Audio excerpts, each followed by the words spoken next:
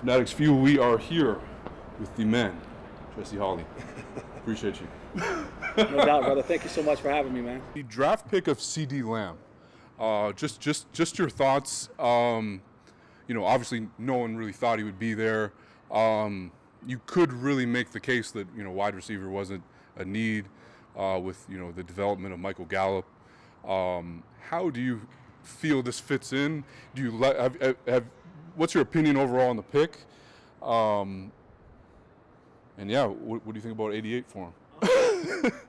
Start from the top. I have this saying that I say. It's when something football related excites me, I say that I'm football horny. And the way I break it down, I go football horn, HORN, KNEE. And when Michael Gallup was picked at 17, I was football horny. That made me super excited because of his skill set. CeeDee Lamb. I'm sorry, CeeDee Lamb, excuse me.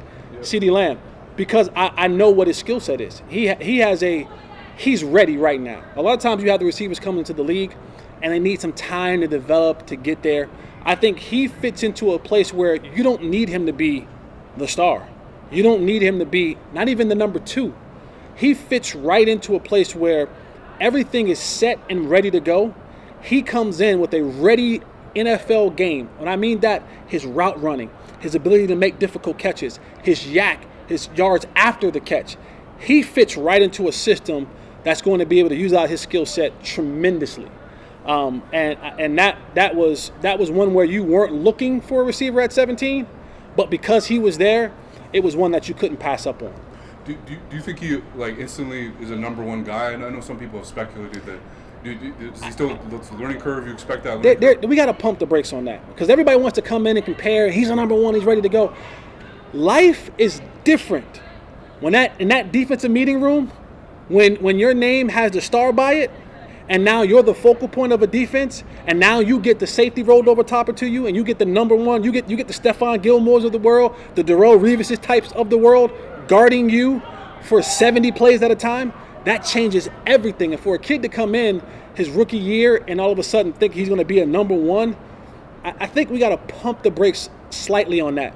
Amari Cooper is a proven number 1. And feel however you feel about Amari Cooper, whether, the road home type scenario or, missing some plays and some snaps and all that kind of stuff. Amari Cooper is a legit number 1 receiver in this league. He has proven that. He has the credentials that say so.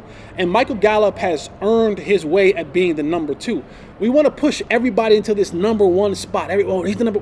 Listen, where he's at right now, he is totally fine. CeeDee Lamb is totally fine being the number 3 or 4 option in this offense. He has to earn his right to become a number 1, and it takes time to become a number 1. You just don't come into this league. Randy Moss type situations are different. You don't just come into this league and automatically think you're going to be a number 1. Let me say this: he's in a position right now, and whatever today's date is, you can mark this down, put it in your favorites. The slot receiver is becoming the new number 1 position. Before, it's always been the X receiver, the outside receiver was your pseudo number 1.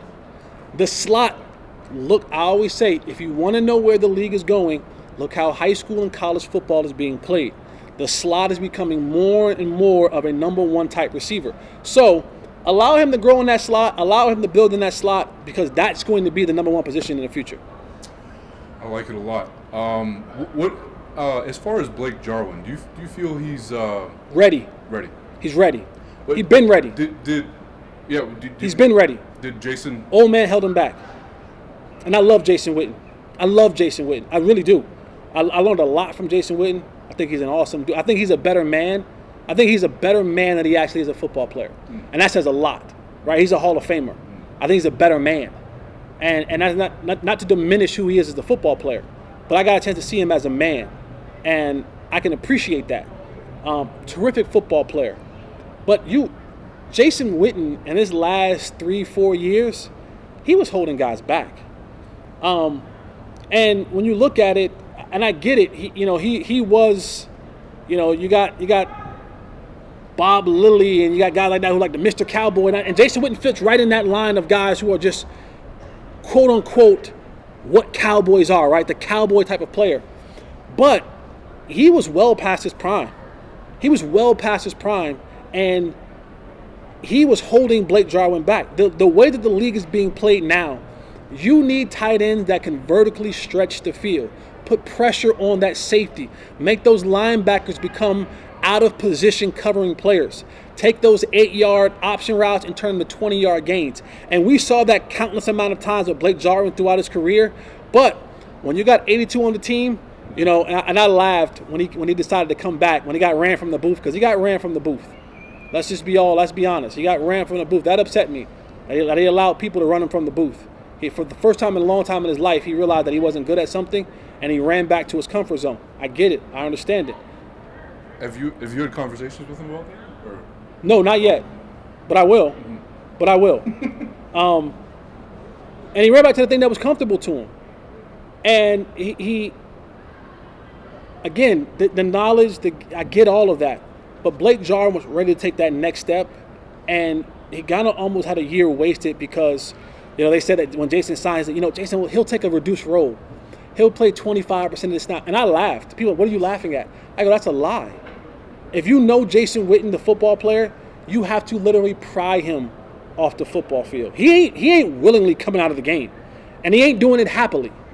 And I knew with that coach and that player, he was going to get and afforded every opportunity to go out there and play, and it hurt this offense and it hurt this team.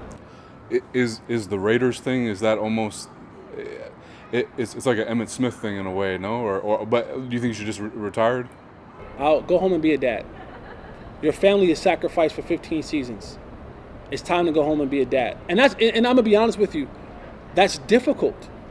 That is difficult because you've been so accustomed to doing something for so long. We're talking about 15 years. When he came into this league, he was the early part of being a man. But even still, that's 4 years of college. So for the 15 years in the National Football League and the 4+ years in college, he spent more time playing football than he has being an average man. And now when you leave the game where everything is structured, right? Everything that you do is structured. Boom, boom, boom, boom, boom, boom. And even the family life, go look at the statistics. Most guys who play 10 or more years in the league, after they retire, they end up getting a divorce because they can't transition back into the normal life of being home every day with the kids, being home every day. And said, this is what you do all day, honey? You don't do anything all day. But you're not used to it because you leave at the crack of dawn and you don't return until 6, 7 o'clock at night. So the time that you do spend with your family is basically bedtime stories, shower, maybe some sex, and then you're going back to bed because you got to be up at 5:30 in the morning the next morning to get ready for work.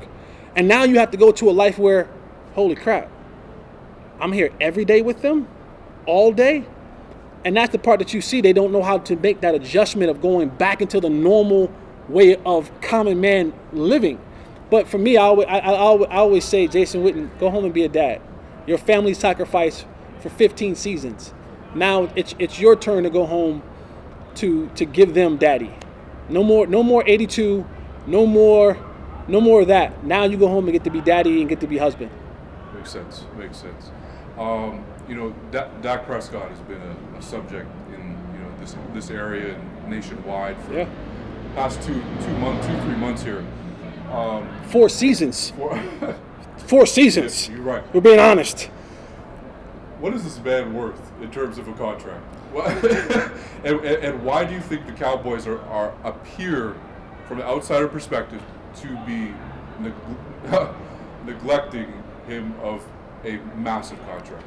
See, here's the thing that I want people to understand. One, you're worth whatever you can negotiate. Period. Whatever you can negotiate, that's what you're worth. Okay? That's how business works. I think sometimes people get so enamored with their fandom. They're fans and they're just like, man, take the money. I tell people, shut up. And the reason, and I mean that respectfully, when people say, well, it's just $3 million less. You don't even live in that world to even talk about $2 and $3 million. You can't even enter that conversation because your mind doesn't think that way. Well, $40 million, you don't think that way. Like, nothing wrong with being a 9-to-5 dude. I'm a 9-to-5 dude. I'm also a businessman.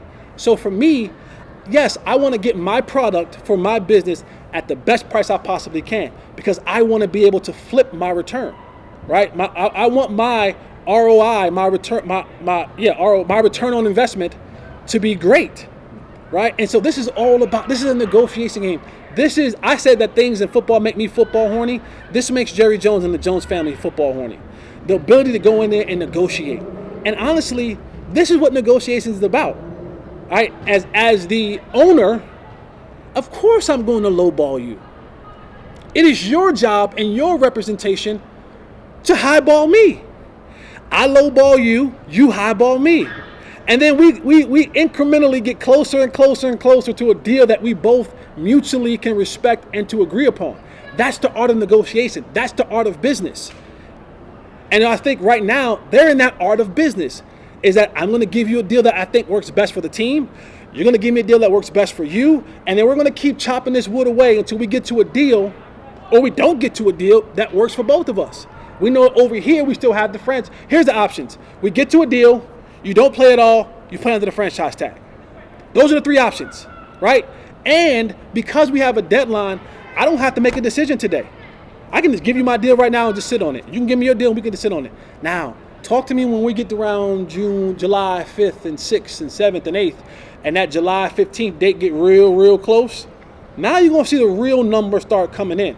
But right now, this is just the art of negotiation. This is the true essence of business. This is how Jerry Jones has become a billionaire, being able to negotiate these deals. And this is how Dak Prescott will become a 100 millionaire because he gets a chance to operate and negotiate in that business world as well. Agreed, 100%. Do you feel that you could either side could almost sour on each other in this type of process, and also,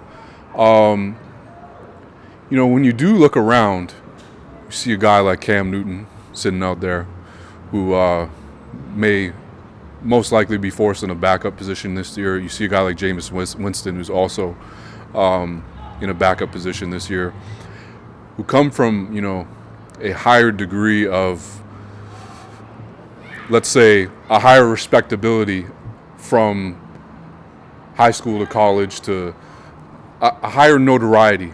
These guys were top prospects, and they've also, been performing at a fairly high level. Cam's been to a Super Bowl.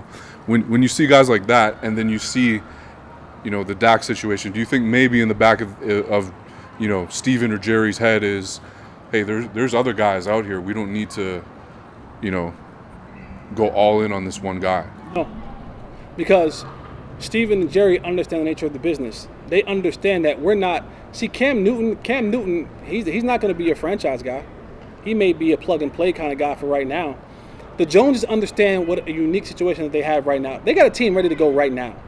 They don't have time for the rebuilding process. They don't have time to find a stopgap in between there.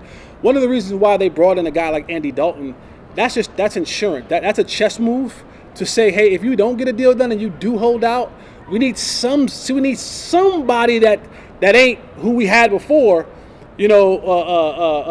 Cooper Rush or somebody like that. We can't put Cooper Rush out there with Zeke and Amari Cooper and Mike Gallup and CeeDee Lamb. We can't put Cooper Rush out there with these guys. So let's put somebody out there that has a little bit of a history. But when you talk about the Jameis Winstons and the Cam Newtons of the world, the Joneses know that we have a unique opportunity that started 4 years ago with Dak. And we've built it to a point now. You bring in Mike McCarthy and his crew. Our window of winning is now. And to bring in a Cam Newton means he has to take a whole year. Guys just don't come in and learn these systems off of nothing, right? It's a culture change. It takes time for the continuity and the relationships. All that stuff is so vital. It may not work the same way in the NBA or the MLB. It works that way in the National Football League. There has to be relationships and continuity, and all that kind of stuff is there. Those guys, the names sound great, but it doesn't make sense here. The name that makes sense here is the guy who's been on the center for the last 4 seasons, and Dak Prescott. That's the name that makes sense here, and that's the name that they're going to put underneath the center, because while he may not, and I don't know where people rank him, right? You may rank him in the top 10, you may rank him in the top 15, whatever you want. He's QB1 for the Cowboys. That's all that matters, right? I don't care if he's not better than Aaron Rodgers. He ain't better than Russell Wilson. He ain't better than You can't sign Tom Brady. You can't sign Russell Wilson. You can't sign Aaron Rodgers. So guess what? You know who's QB1 to you? 4. That's who it is. And that's why he can garner the numbers that he is looking to garner, because you can say, oh, he's not Patrick Mahomes or Deshaun Watson. Cool. All those guys belong to somebody. They are already married to someone else already. You can't be in a relationship with them. You can't have an affair with them. You can't sleep with them on the side. You have to be married to this broad. This is the chick that you got to lay down with every single night. So to say that he's not better than those guys, and rightfully so, he may not be, but he's QB1 to Dallas. I like it. Back to Cam for a second. Do you feel the Cam Newton that we know and love, or watched on Sundays, is he done because of injuries from your perspective, or to be seen? But like, do you think he can be, because you more or less said he was no longer a franchise guy? What do you think he is now? I think he's a guy who's trying to find his way, but you can't invest a lot of long-term money into a guy like Cam Newton. And the reason being, and this kind of also falls into the Des Bryant type of situation, is players trying to change their game in the 9th inning. Cam Newton's a physical kind of guy. All of a sudden, Cam Newton can't become Tom Brady or Peyton Manning. He doesn't know how. His mind doesn't think that way, right? So he's going to be the type of guy, a la Ben Roethlisberger, who's going to stand in the pocket and take that extra hit and hold on to the ball a little bit longer, because that's what he's been his entire career. And to his credit, he's had some success at that. But now as you get up there in age and these miles and miles have been put on your body, the hurt and the beating has been put on your body, to change your game now, it becomes almost impossible. It's like Des Bryant now trying to become a route runner in the 10th year of his career. And that should have been right in the beginning. But he was so prolific in what he did in the beginning that he wasn't thinking about year 10, that his body would break down. He's thinking right now, listen, I'm so good at this jump ball thing, and I'm so good at catching these slants and breaking 4 or 5 tackles and going to the house, and when we get in the red zone, who's going to jump up there with me? Nobody. And now year 10, after a foot, a knee, Achilles, and 31 in age, now you want to become a route runner. And now people are saying, I don't know how much you can turn from being this to Larry Fitzgerald in an offseason. It doesn't happen. Same thing with Cam Newton. It's trying to, how do we get Cam Newton from being this big, powerful runner who stands in the pocket, who takes the hits, and whose body has shown to break down. It's been breaking down over the last couple of years. I can't put long-term money into a guy who's up there in age and whose body's consistently been breaking down over the last couple of years. Well said. Aaron Rodgers. It's a bad man. Ooh, it's a bad man. How offended would you be if you were Aaron Rodgers right now and your team, with a lot of needs, was in the NFC Championship? It's Coach Philbin. Just walked by. Yeah. What's up, Coach? And they take Jordan Love in the first round, and not only that, they trade up to get him. Mm-hmm. How offended should Aaron Rodgers be? I think the offense for Aaron Rodgers didn't come this year. The offense came years ago. Like, think about this. Aaron Rodgers, right? Future Hall of Famer. One of the greatest arms we've ever seen in the National Football League. He's been able to take that rocket of an arm and actually put intelligence with it. And it still pains me to this day. They had the audacity. The Green Bay Packers had the audacity, the unmitigated gall, the kahunas. You lined up Ty Montgomery for damn near 2 seasons at his starting running back.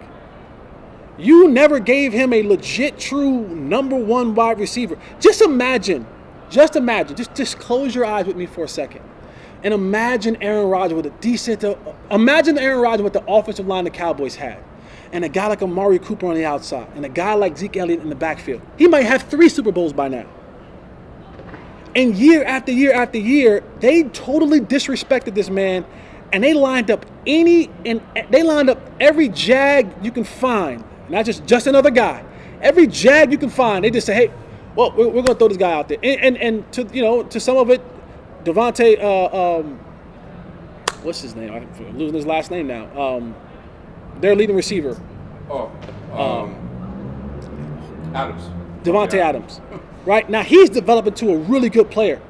But Devontae Adams wasn't a guy who was highly touted. He built his game. I just think like they have disrespected Aaron Rodgers far before they got Jordan Love. The disrespect has been there, and he has still been able to go out there and perform at a Hall of Fame level after being totally disrespected by that organization, was giving him he got no weapons. Makeshift offensive line. If you can name me $50, if you can name me outside of Devontae Adams, name me 4 other his receivers. On me? I'm just saying. Just 4 or 5 of them. We got Alan Lazard. Our show's not that long. We don't have that much time. My point exactly. Like, the first name you said was outside of Devon Lazard. Who? This is the thing. So the Jordan Love situation, that's like the almost the disrespectful straw that broke the camel's back. Because, I mean, this guy's been nothing but spectacular. Is it repairable? No, because Eagles in the National Football League are the most fragile. These mythical creatures that you see on Sundays, these big, strong men with rocket arms and muscles on top of muscles and muscles coming out of their earlobes, have the most fragile egos you've ever seen in your life. I've been in locker room with these guys who people look at and go, oh my God, they bow down to him. And I'm like, I seen this dude cry in a meeting because the coach yelled at him. And this is the guy that you go out and you be like, I wouldn't want to be in a fight with him. I'm like, you want to be in a fight with him? I saw this guy cry because he got yelled at. Because the Eagles are so fragile in the National Football League. So under all those muscles and all that testosterone, there's a ton of fragile egos. And I think for this situation, Aaron Rodgers is like, whatever. I'm over it. I'm over it. And it's funny because they've done to. It's always like, if you stole a girl from her boyfriend, it's probably going to happen to you. She has it in her. Right, so the same thing happened to Brett Favre. They signed Aaron Rodgers. This is what they've done to him. Just you were the girl before. You thought you were prettier until they found someone who had she had bigger boobs and a bigger butt and younger looking, and she was cuter, and now they've done it to you. Oh man, that's really good. Speaking of possibly unrepairable situations. Serious situation as well. The Drew Brees situation. It's obviously, has been talked about sports media-wise for the past, week and a half. Shannon Sharp had a whole episode about how him and Drew had a phone call.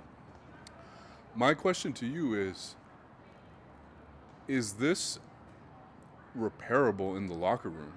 Because we've seen his own teammates, Michael Thomas and Alvin Kamara and, his own teammates publicly, Malcolm Jenkins, publicly, come out against him. And I know they've had the team meetings and Shaq was on the Zoom calls and all those things have been going on. And the apologies have come out, right? The Michael Thomas said he forgives Drew and things of that nature. But in the back of my head, there's got to be something still there that could linger. Am I right in that? Sure. Well, what does that mean on the field? That's my question. What do you think it means? It means nothing. Because let me ask you this question. It's 3rd and 10, right? You don't think Michael Thomas wants the ball? They're in the NFC Championship game. You think Alvin Kamara don't want the ball? You think Alvin Kamara is going to say, and this is one of the things, and I haven't said this really publicly, this is one of the things where I sometimes don't like when people say, we need more of the world to be like NFL locker rooms. No, you don't. There are so many people in those locker rooms who you do not like. I can give you countless numbers of players who I wouldn't spit on if their butt was on fire. But, when we got on the field on Sundays, if it was my job to do a certain job, to allow that player to have success, guess what? I'm doing that job to the very best of my ability, despite what we feel. Okay? So this whole thing with Aaron Rodgers and teammates having and I think what Aaron Rodgers said was 100% wrong. He was tone deaf. He was out of pocket. He was absolutely, Drew. He was tone deaf. Drew Brees was tone deaf. He was out of pocket. He was insensitive to the plight of the African American community, my community, the black community. But now they're going to talk about how Michael Thomas wants the ball on the football field. Period. Michael Thomas is not going to say, oh, well, I'm beefing with Drew Brees. I'm upset at him, so I'm going to drop the ball. No, he ain't. No, he ain't. Guess what? Michael Thomas is gladly going to take every single reception his way in stride. He is not going to look at Drew Brees on the football field and go, oh, man, you SOB. We ain't cool, so I ain't going to catch the ball. That's a lie. Same thing with Alvin Kamara or anyone else on the football field. There is a understanding that no matter how you and I may have a relationship or lack thereof, I'm going to do my job to the very best of my ability. That's why they pay me. That's why I'm going to the Pro Bowl. That's why I'm going to get my yellow jacket, whatever that thing may be. So this whole thing about the relationship, because be honest with you, there are a lot of guys who are and have successful, like think about how many people that do Aaron Rodgers talk to in the locker room or Tom Brady talk to in the locker room. There ain't many people. But that ain't going to stop them. You have a job to do. My personal feelings are put to the side for 60 minutes while we play this game. Now, after the game is over, I may not talk to you. I may not go to your fundraisers. I may not do any of those things to you. But while we're on the field, yo, Drew, throw me the rock. And Alvin Kamara and Michael Thomas and every other player on every other league will do the same exact thing. Trust me. And I'm not calling Drew Brees a racist. There are racists in the National Football League locker room. There are some that are there quietly. There are some who are outspoken. I mean, we saw what Richie Incognito. You think guys still lined up with him? I don't like you, but I'm going to line up with you because that's what they pay me to do. When we're done doing this, we ain't going to clink beers together and go have a good time. I'm going to get dressed. I'm going to go my way. You're going to take your racist self your way.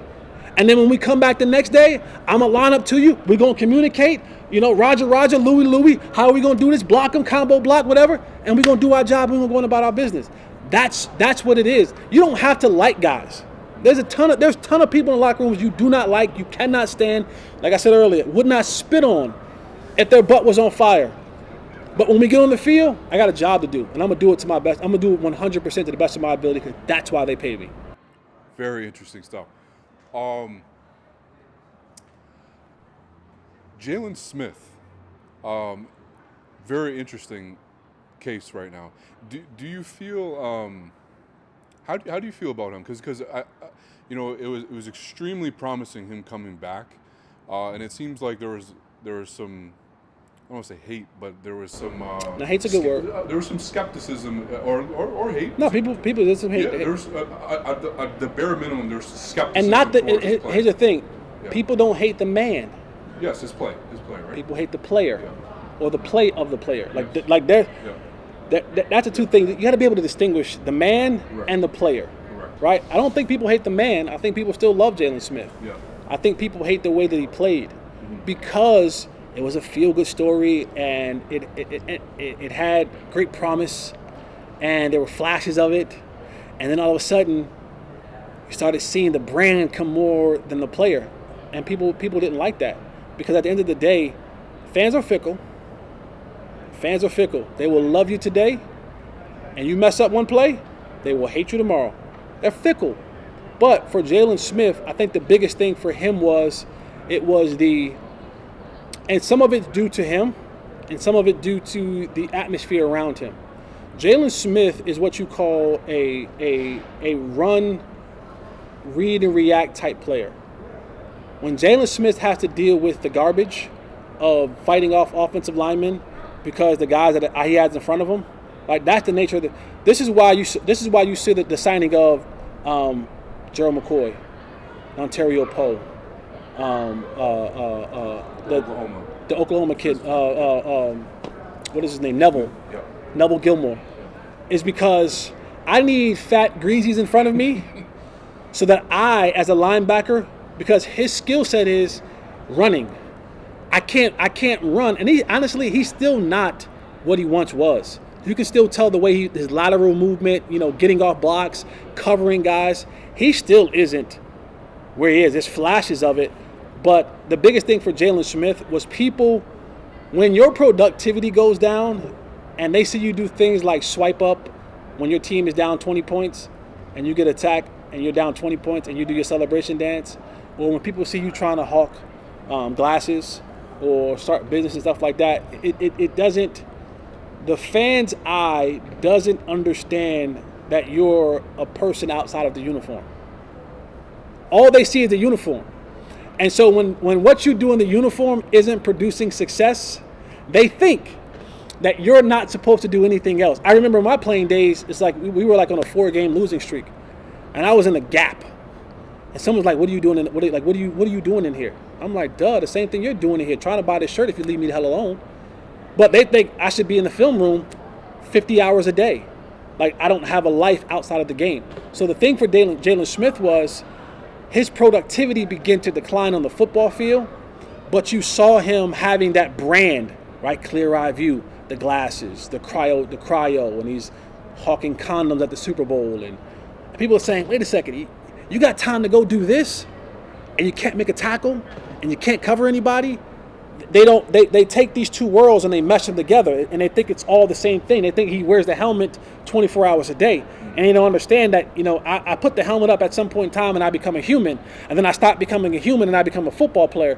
But fans, that all runs in together. And when it doesn't have success here, they don't think you should have happiness there. They think because they're upset about. That's the thing. Fans will sour in a game for 7 days until the next game. And we have to be able to put that stuff behind us and move on. That doesn't stop me having to go and conduct business that I have a livelihood that I have to look after. And fans can't decipher the two. They don't know how to separate the player from the man from the player. It all meshes together. So when there's not success here and you're having success here, they're thinking that you're spending too much time over here, not enough time over here, and you got your contract and you're swipe. So he regressed. He did regress, but he has a chance to now start fresh with this new coaching staff. It's a brilliant breakdown. Quickly as well, Leighton Vander Esch, your level of concern with the neck? High. Very high. Extremely high. Like that's oil in water. Linebacker and neck injury, that's all he does. Like literally, he's leading with his neck head every time he makes a tackle. If he's doing it right. The head across the bow, neck, right, head across the bow, all this is exposed. I'm taking a block on. You're taught to take a block on with your face. That's all this, the neck, everything. That doesn't make any sense. And if to me, I say the same thing about Tyron Smith. Knees and back for tackles, it's oil and water. They don't mix. They don't go well together. I don't care how many surgeries you have. You find one person on this earth that's had back surgery and said, my back has gotten better. Better. Not that it's not hurting anymore, that it's actually gotten better. No backs get better. No necks get better. Not playing football, it doesn't. Because now all you're doing is that constant pounding every single down. Like, you don't get away from that. How do you get away from that? You don't. I don't care what position you move him to. You can change. You can do musical chairs all you want. But he's playing Will. He's playing Sam. He's playing Mike. I don't care about any of that. At some point in time, a linebacker, why we pay you is to make tackles. And if you're having a hard time making tackles because you are worried about your neck, it's.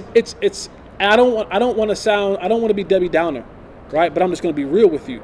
It's not a situation of if it's going to happen. It's for Nathan Vanner. It's going to be when. That win kind of situation. Yeah, you just don't. It's just linebacker and necks don't. It's oil and water. You think you brought up a fascinating point as well with Tyron Smith, and I think it might be a hidden point of discussion in the Cowboys offseason is how much time does he have left, and if he goes down again, could that derail your whole season? Because this is one of the most important. I mean, you already lost your center as well, right? This is your most important offensive lineman, still probably, right? Other than Zach, right? Right. No, your left tackle for a quarterback is absolutely right-handed quarterback. So I mean, could the Cowboys' season be derailed by something like that? You think? Yes and no, and I would say if we were under the old regime, yes. I would say under the new regime, because here's the thing, and this is one of the things that kind of upset me about Cowboys fan base. They want everybody to be the Pro Bowl guy. And you look across the league, there's a lot of teams who have success in winning seasons, 9, 10, 11, 12 win seasons, and they don't have all pros across the offensive line. What we had here in Dallas, that ain't normal. That ain't normal to have 3 all pros. That ain't normal to have essentially 4 first-round picks across the front. That's not normal. That don't happen. You may have 1 or 2, your left tackle being, one of the highest paid ones. That ain't normal. We were spoiled. We were spoiled to have 4 first round picks, potentially, at least first round, talents.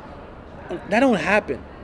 And I think so much was put on that. And offensive line is like defensive back, okay? You're not going down to your local Home Depot and finding them just on the shelf.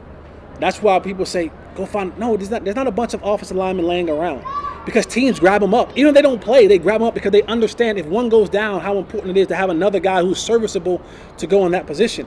I think what they've done now is they brought in some guys who are able to be interchangeable, right? And now being able to have guys playing different positions, and in the event that one goes down, they have a guy who can slide in there and be, not going to be Tyron Smith. It's not going to be him. But it ain't what we saw in Atlanta a couple of years ago, right?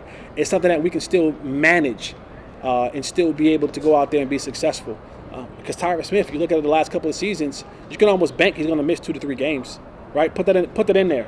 Put that Tyron Smith going to miss 2 or 3 games this year. He's had the last couple of years. Those are trends. And as you get older and the more wear and tear, more miles in your body, those trends don't go away. You don't all of a sudden, and I love when people say this, I'm feeling the best I felt in my life, right? I started to do when I first got here. That's a lie. It's a lie. You don't feel better as you're doing these things. You're literally taking your body through the torment and punishment of being a National Football League player. You don't get better. You don't get better. It doesn't happen that way. You manage the pain. You're able to hold on to it a little bit longer, but you're not getting better. And for, Tyron's not getting better. He's had a hell of a career. He'll probably one day put on a yellow jacket. But the thing with that is he's missed 2 to 3 games in the last couple of years.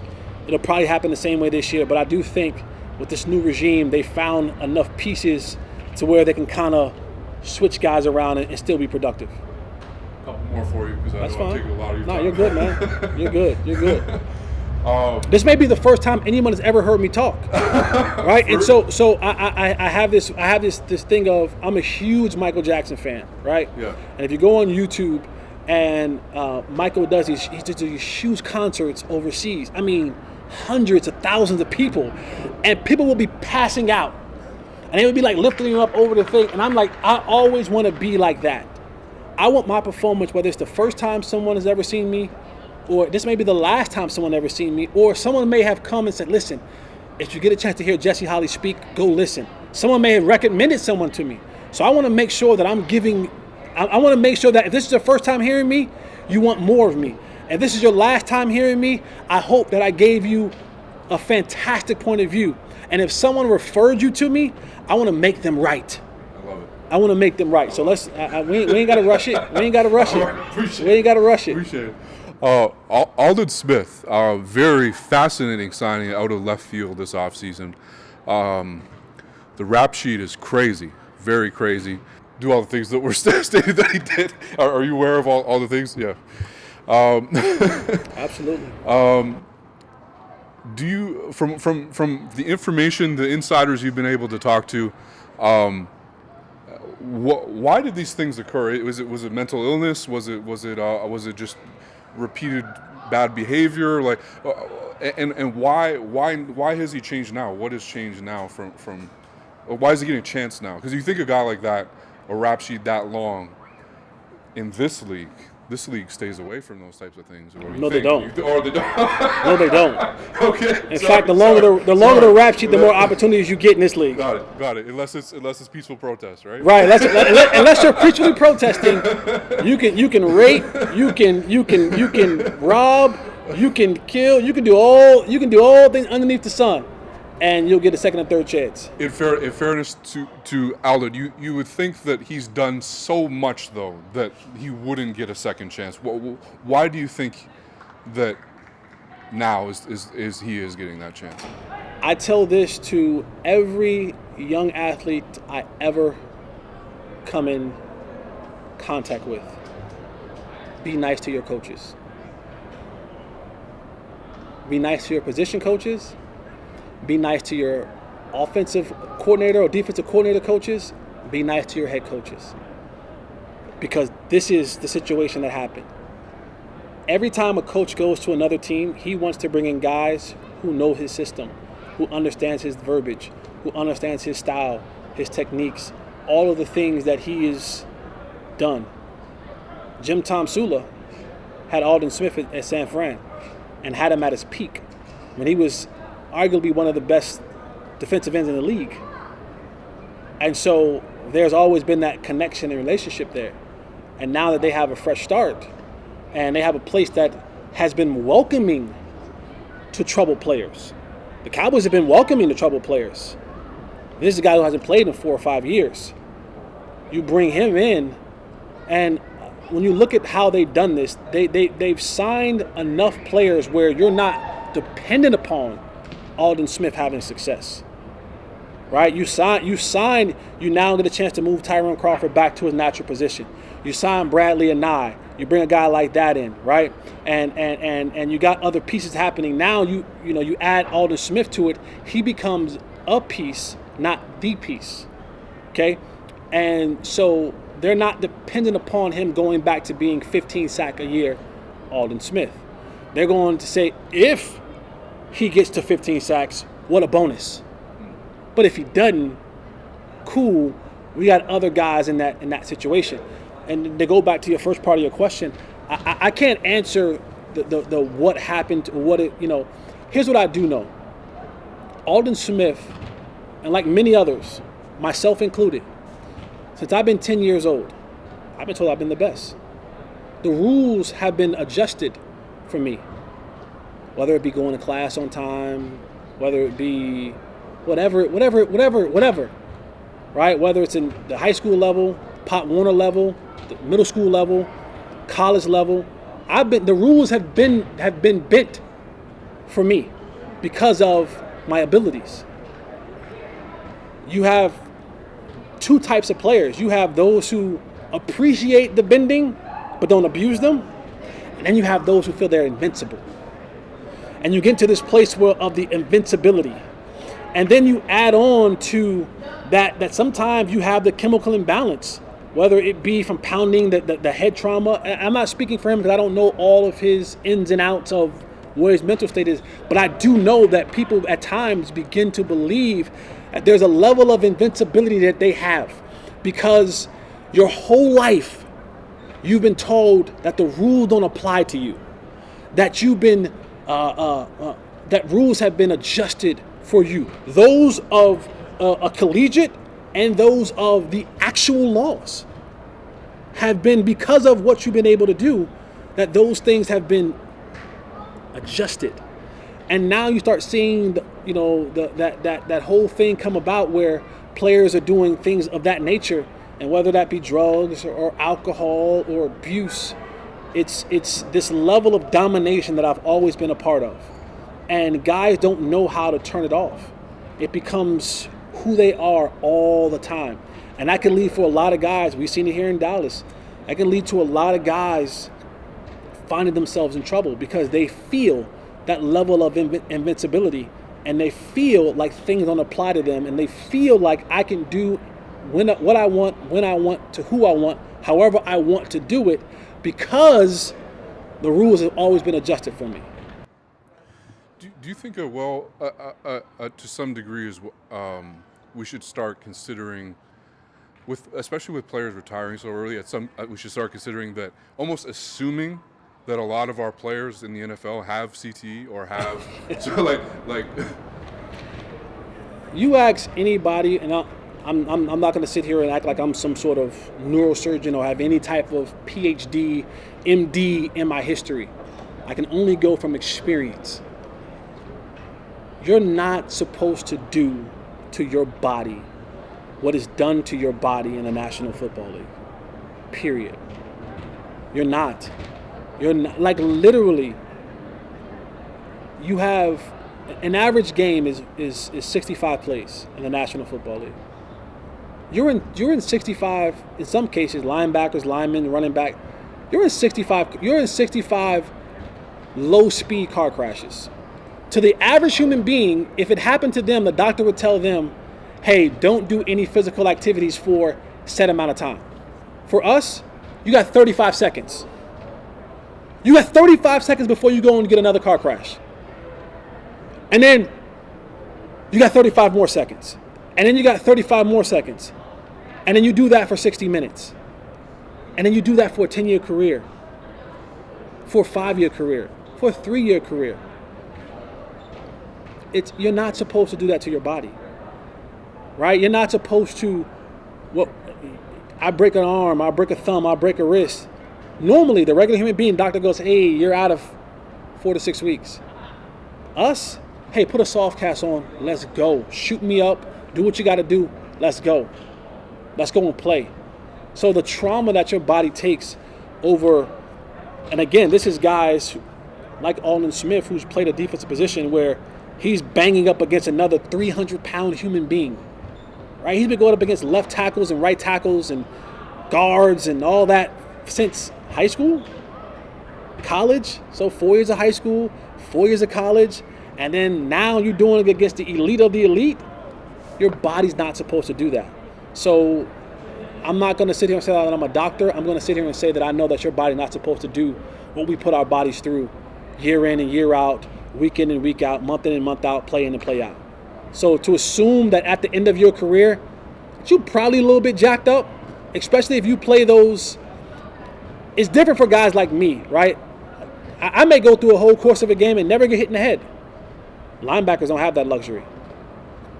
DNs don't have that luxury. Offensive linemen don't have that luxury. So you just have to assume at the end of this all, somebody's really jacked up. For sure. An interesting one for you. Do you feel that Tony Romo is a Pro Football Hall of Famer? Yes. May I ask why? When you look what Tony has come from and what he's been able to accomplish, like Tony is a spectacular athlete, right? He doesn't look it. He looks doughy, right? He looks doughy. He looks like Tony's had the dad bod his whole career. But just what he's been able to accomplish here in Dallas with some talented teams, he was held back for a long time under Jason Garrett. And a lot of what he did with his success was on his own merit, his own accord. And I'm not saying something that I heard. I'm saying something that someone who was in the huddle with him, and knowing how he's changed a bunch of plays to put his team in the most successful position possible. I know the big knock is he doesn't have a ring, doesn't have many deep runs in the playoffs. But when you look at the numbers, I think he has rival numbers where he'll eventually get there. Do you think it's just because statistically the stats are off the charts, right? He has most Cowboy records.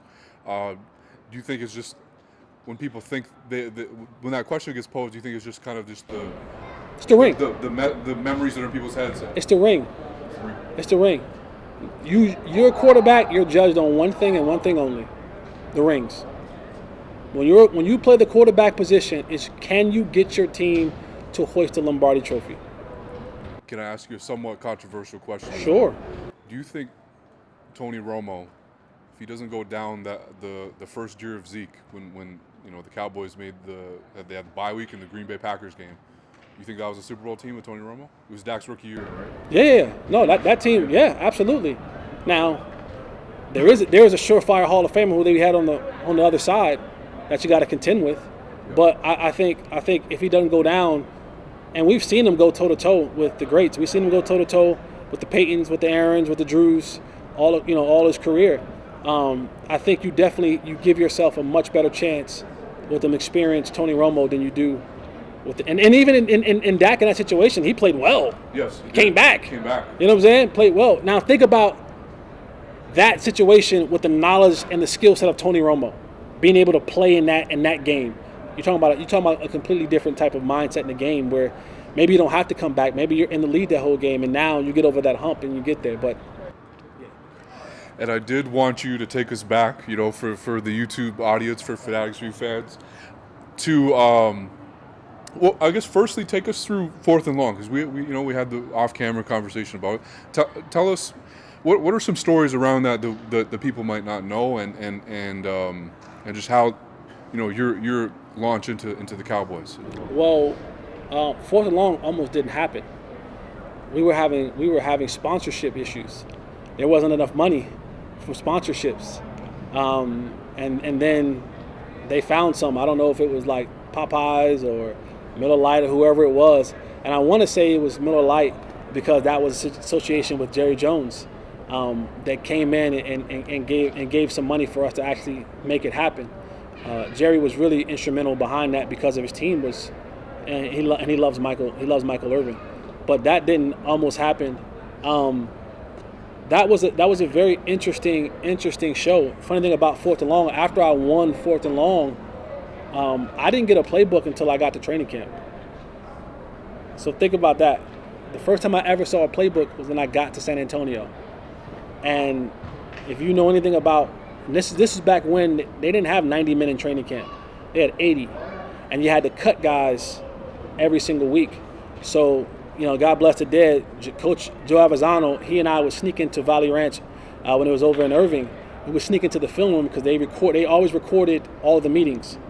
So we would sneak into the film room and we would watch all the meetings, and I would handwrite everything that I saw in there, and I would watch film about it. And so that's how I got a sense of what they were doing offensively. But I never got a playbook for the Cowboys offense until I got in training camp. And Coach Garrett wanted to cut me after the first week. They had to release a guy in order to get me on the roster. I was the 80th man. So they had to honor the obligation to get me into training camp. So they had to cut a wide receiver that they had actually liked from Oklahoma. And the goal was Who that was? it was last name Wilson. I forget his name. Something Wilson. And so they were going to cut me after a week.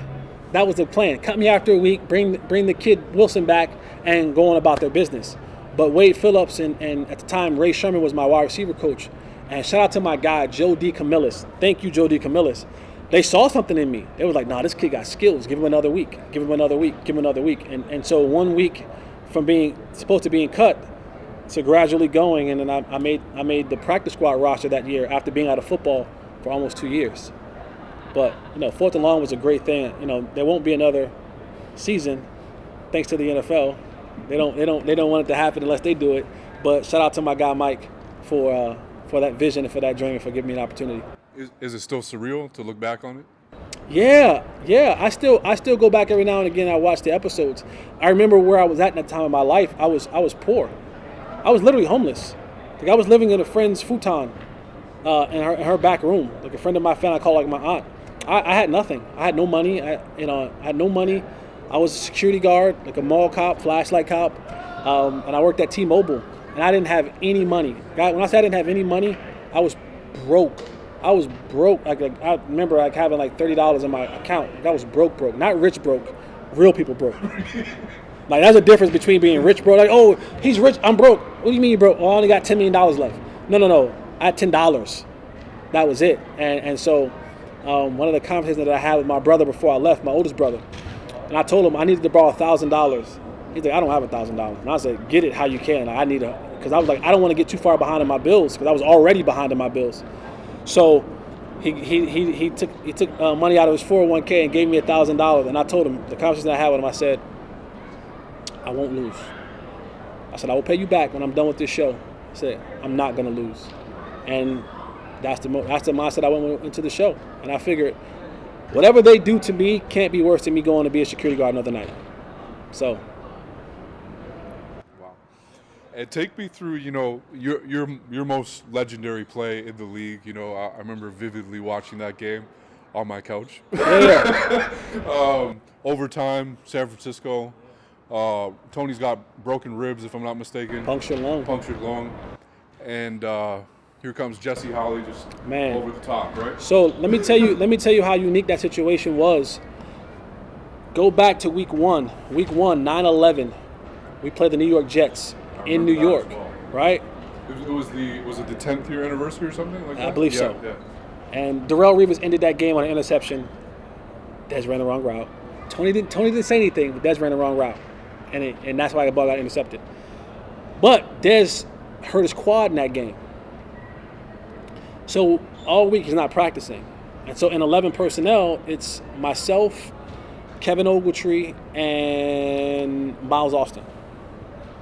And so this is the rotation that we're having. And Dwayne Harris was on that team. Laurent Robinson was on that team as well, but he was hurt too. And so I'm running with the ones all week long. I'm like, this is it. This is my moment. Like, this is my moment. I'm like, this is going to be it. So we get to the game. We're in the pregame. I'm getting ready to go out. And Kevin Ogletree's on the table getting taped up. He and I are having like some last minute discussions because there were some personnel we were switching positions depending on what personnel we were going in. And then the coach walks in, Coach Robinson walks in, our wide receiver coach, and he says, as if I'm not even standing there. This is like I'm 6'3", 225 pounds. You can't miss me. But he walks in, he's talking to Kevin Ogletree like I'm not even standing. He goes, Kevin, and this personnel, you're going to the Y and Dwayne's going to the H. We're going personnel. And I'm saying, and then he says, don't worry about it, be ready. We're going to have Dwayne Harris play those spots. So at this point in time, I'm crushed. You probably can't tell, but I was literally like crying in the pregame warm-ups because my feelings were hurt. Because I'm like, what more do I have to do to show that I'm ready for this opportunity? And I remember my good friend, my brother, John Kitten, he was the backup quarterback then, came in that game and actually played well. And he comes up to me in the locker room after we come back in. He says, what's your problem? What's up? You're not yourself. Like you're not, your energy's not there. And I'm like, Kit, man, what do I have to do to show them that I'm ready for this moment? And he said, do you have a uniform today? I said, yeah. He said, are you playing today? I said, yes. He said, then you have an opportunity to impact this game. So we go out there and we're playing this game, and it's a back and forth game. And remember, this is a team that I think that year they went to the Super Bowl, if I'm not mistaken. That's a really good question. I think that year they went to the Super Bowl. It was definitely the start of it kind of started out Alex Smith and then morphed into Colin Kaepernick throughout that year. They had a really good team that year. So the game is going on, back and forth game, and then Tony has the broken rib situation. But the entire game, no offense, but Dwayne Harris is screwing up royally. Like he's playing bad. And he was young. He was young. He was I think he was a rookie then. So it was to be something that that happens to rookies. And the game is going on. Tony Romo goes out. Jason Witten has 100 yards and a touchdown that game. Miles Austin has 3 touchdowns, over 100-something yards that game. John Kitna comes into that game and throws for over 100 yards and I think a touchdown or 2 in that game. Everybody is doing and it's a back and forth good game. We get to the fourth quarter and Dwayne runs the wrong route again. And that's at this point in time, I'm ready. Coach Garrett snaps. Get Dwayne the F out of there. He gets him out of the game and I go in. Now, people remember the 77-yard catch, but that wasn't the biggest catch of that game. Prior to the 77-yard catch, we were on some drives, and they were key third downs. We don't get these first downs, we're punting the football, and the outcome is different. I had 2 catches on third down to keep the chains moving that kept us and gave us one kick the field goal, one we scored, and one kick the field goal to get us in the overtime. And I'm like, what about the 2 slants that I caught on third down? And I remember going to Tony and be like, listen, Tony, they're playing me off and outside, like the slant is there. And he checked to it twice. And he threw one that almost hit the ground, not scooped off the ground and converted. And then we get to overtime. They win the coin flip, so I'm like, damn, if they score, it's over. We hold them. Now in my head, I'm like, John Kitna said that I have an opportunity to impact this game. Well, I'm on the punt team. And normally when we go for a punt block, I'm usually the guy that's they are setting up for the punt block. So I'm like, man, this is the moment that John Kitna is talking about. I'm going to get a chance to block this punt and change this game. Yeah, we didn't go for punt block. We went for punt safe. And I'm like, damn. So we fair catch it. We get it. I think we come back from commercial. You see Tony Romo on the sideline. He's talking to me, right? If you watch the clip on YouTube, he's like, I don't know what he said. I have no clue what he was saying to me. Because I kept telling him, I was over-talking him. I'm like, I'm ready, Tony. Tony, I'm ready. I'm ready, Tony. I'm ready. Whatever you're saying, I don't care. I'm ready. Let's go. So we get out there, and sure enough, Jason Garrett, he calls a vanilla play. Just a simple vanilla play. And Tony's broken ribs, punctured lung. He's hurting. And I'm standing right next to him. And when he calls a play, he called 585 Harvey. And Tony goes, and shakes his head. And he goes, all right, fellas, F it. He says, F it, let's win this game. So I'm like, and he calls a play. And you ever have that moment where you're like, all right, okay, cool, break. Wait, this is for me. And it was in that moment I realized, I said, oh, snap, he called a play that is strictly for me. Like, this was a all or nothing play. This play goes to me, or you throw it in the stands and you look to see another down. And you're running just a straight. And so what it was is, it was a kill call. So it was a run play first, but if there was a single high safety, that means the other one was coming down to the box. I was acting as if I was going to block, and once he came and bit on that, I was going to fake him and go over top. Now, if it was two high safeties and he called this play, I run in and up 17 yards, right between the two safeties, and I sit down for a 17-yard completion. That's the name of the game of this play. And when he called it, I was like, oh, this is it. And I saw the safety creeping down. I said, oh, this is single high. This is coming to me. He called it. We ran it. And people say, did you think about catching, like dropping the football? And I go, no. That thought never crossed my mind, ever. Dropping the football, never. And the funny part about it is, so I catch the ball. And that particular day, I was playing a little bit more snaps than I normally get a chance to play. The intensity's up, and it's hot. It's like 85 degrees in San Francisco, which normally is a cool place to play. September game, yeah. I'm gassed, and I take off running, and I realize I reach max speed. I go, I'm at max speed here. And I know it's all downhill from here. But I can hear Dante Whitner breathing, chasing me. I can hear, and I'm saying, run, Jess, run. And I'm praying to God that he just gives up. I'm praying he quits. And I can just cruise into it. Because I'm like, I'm at max speed. Everything here is, how long can I maintain this? Because I don't have another gear. I ain't going to 6th gear. I'm at 5, and I'm maxed out. And the proverbial monkey jumps on my back.